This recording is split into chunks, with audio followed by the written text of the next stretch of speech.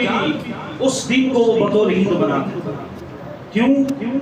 کیونکہ اللہ نے انہیں اس دن آزادی کی نعمت سے نوازا، آزادی کی نعمت سے نوازا۔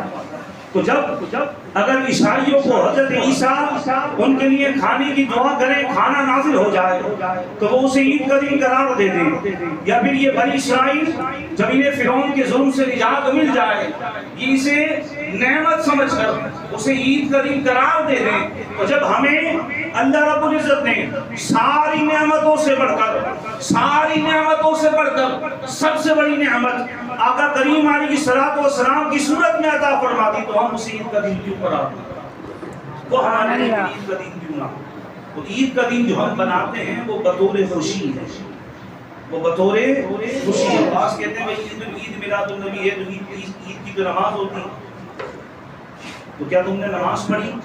تو ان سے پوچھا جائے کہ نبی کریم علیہ الصلوۃ والسلام نے فرمایا جمعے کے دن عید کا دن ہے، جمعہ کا دن عید کا دن ہے، عرفات کا دن عید کا دن ہے، اور جتنے بھی یوم النحر ہیں اور ایام تشریق ہیں یہ سارے کے سارے دن عید کے دن ہیں۔ کیا اس دن بھی نماز پڑھی جا سکتی؟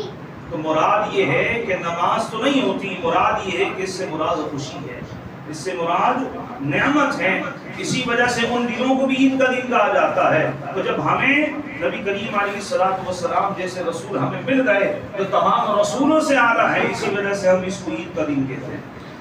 اور پھر نبی کریم علیہ الصلوۃ والسلام کی ولادت باسعادت ہے، یہ ہمارے لیے خوشی کا باعث ہے۔